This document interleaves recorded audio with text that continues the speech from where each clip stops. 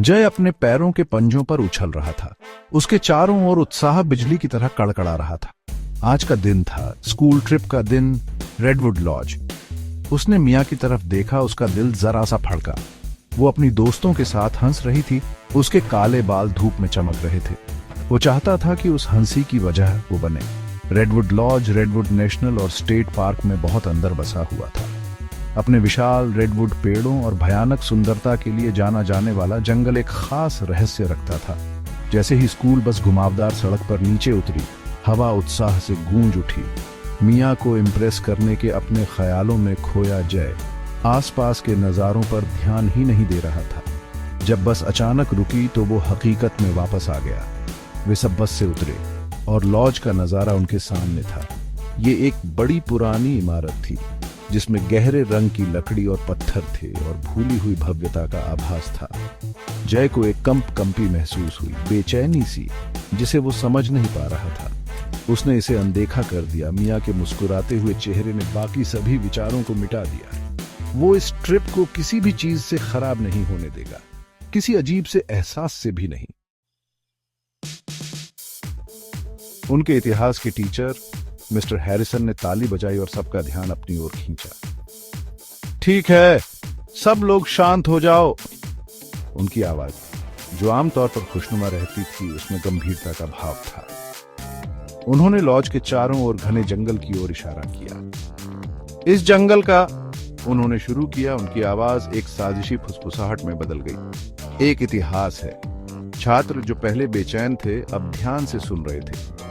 जंगल के बारे में कहानियां पीढ़ी दर पीढ़ी चली आ रही थी। खोए हुए यात्रियों, अजीब घटनाओं और अनजानी बातों के किस्से। मिस्टर हैरिसन ने स्थानीय किंवदंतियों के बारे में बताया। उन्होंने जंगल में छिपे एक रहस्यमयी शीशे के बारे में बताया जो भूतकाल और भविष्य को दिखाने में सक्षम था। हालांकि जय का ध्यान कहीं और था। उसकी नजर मिया से मिली और वो उसे देखकर मुस्कुराई। उसके सिर में खून दौड़ गया और मिस्टर हैरिसन की आवाज पृष्ठभूमि में कहीं खो गई। वो चला गया था, उस मुस्कान की गहराई में खो गया, जंगल की फुसफुसाहट और उसके रहस्यों से बेखबर।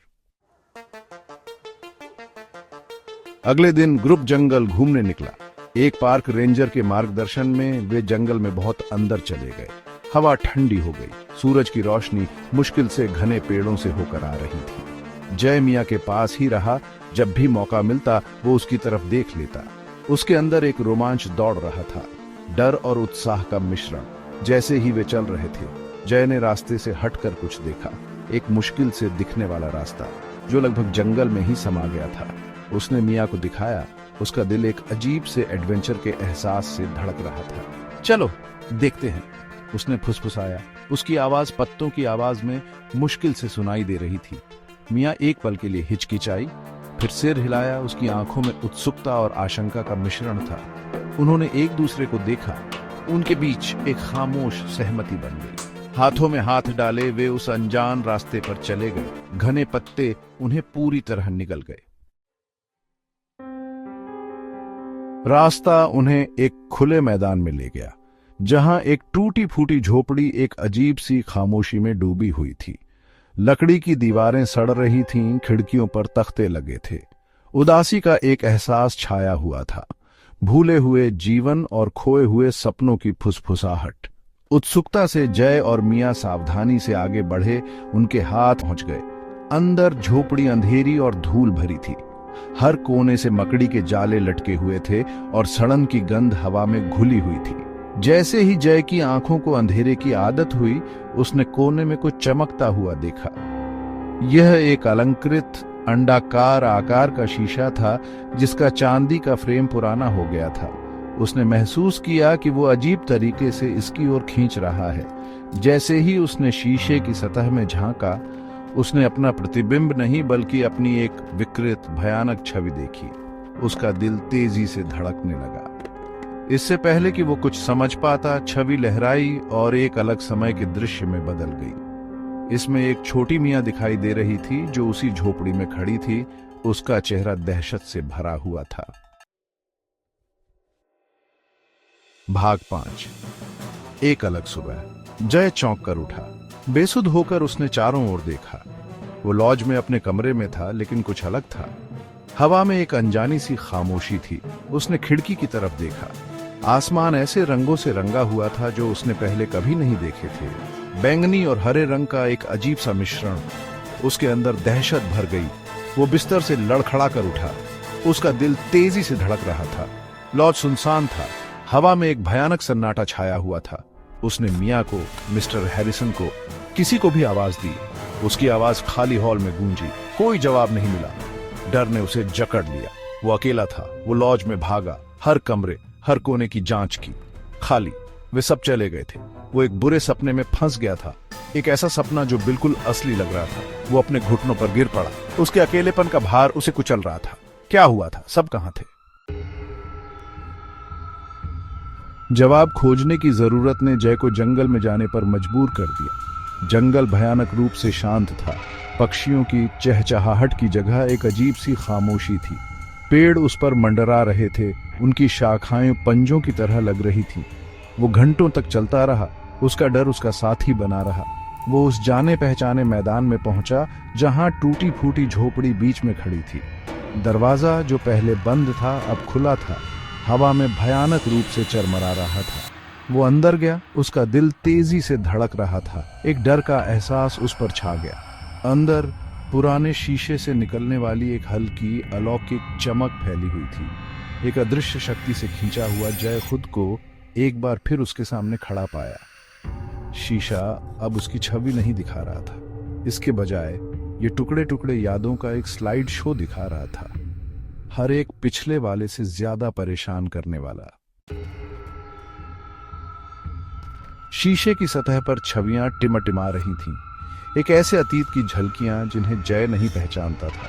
उसने ऐसे लोगों को देखा जिन्हें वो नहीं जानता था। उनके चेहरे डर से भरे हुए थे। उनकी आंखें दहशत से चौड़ी थीं। उसने झोपड़ी को देखा, न कि जीर्ण शीर्ण और सड़ती हुई, बल्कि गतिविधि से जीवंत। एक भयावह ऊर्जा उसकी दीवारों के भीतर स्पंदित हो रही थी। और फिर उसने उसे देखा, मिया। हर तस्वीर में वो वहां थी। कभी वो हंस रही थी, बेफिक्र और जीवन से भरपूर। दूसरी बार वो रो रही थी। उसका चेहरा दहशत से भरा हुआ था। उसकी आंखें एक अकल्पनीय डर को दर्शा रही थीं। लेकिन हर एक तस्वीर में एक चीज स्थिर रही, उसका जवान रूप समय के साथ अपरिवर्तित। अचानक उसे एहसास हुआ, शीशा उसे अतीत नहीं दिखा रहा था। ये उसे अलग अलग समय रेखाएं, वैकल्पिक वास्तविकताएं दिखा रहा था, जहां वो एक बार बार आने वाला बुरा सपना था, मिया के जीवन में डर और निराशा का अग्रदूत।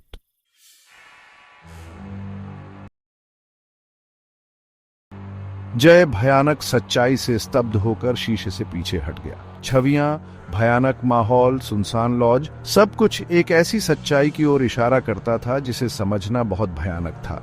उसे न केवल समय के माध्यम से बल्कि आयामों के माध्यम से ले जाया गया था। मिया के अंतहीन बुरे सपने के एक लूप में फंसा हुआ था। तब उसे पता था कि उसे क्या करना है। उसे इस चक्र को तोड़ना था। मिया को इस भयानक लूप से मुक्त करना था, भले ही इसका मतलब अज्ञात का सामना करना हो। उसने आखिरी बार अपने प्रतिबिंब को देखा।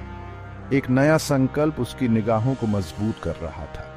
वो रंगों और प्रकाश के घूमते हुए भंवर को गले लगाते हुए शीशे में कदम रखा। उसके चारों ओर हवा कड़कड़ी, ओझोन की गंध उसके नथुनों में भर गई। उसने अपनी आंखें बंद कर लीं, खुद को अज्ञात के लिए तैयार किया। ये उसकी आखिरी यात्रा थी, रसातल में विश्वास की एक छलांग। लॉज खामोश खड़ा था। जंगल अपने प्राचीन रहस्यों को फुसफुसा रहा था। टूटी फूटी झोपड़ी के बीच में बसा शीशा हल्के से झिलमिला रहा था। भंवर के अवशेष धीरे धीरे लुप्त हो रहे थे। इसने अनगिनत कहानियों को देखा था, अनकही ऊर्जाओं को अवशोषित किया था। शीशे ने अपनी गहराई में जय के बलिदान की यादें रखी थीं। उसके प्यार का आखिरी कार्य उसके अस्तित्व से गूंज रहा था। यह सच्चाई जानता था, जय की पसंद की दिल दहला देने वाली सच्चाई और अनगिनत समय रेखाओं पर इसका लहर प्रभाव। शीशा बना रहा जंगल में एक खामोश प्रहरी, अपने रहस्यों की रक्षा करता हुआ, और अगले यात्री का इंतजार करता रहा ताकि वो अपनी सच्चाई प्रकट कर सके। और जैसे जैसे साल दशकों में बदलते गए, यह मिया नाम की एक लड़की के अपरिवर्तित चेहरे को दर्शाता रहा। हमेशा के लिए जवान, हमेशा के लिए एक ऐसे लड़के की याद से सताई हुई जो उससे इतना प्यार करता था कि उसे जाने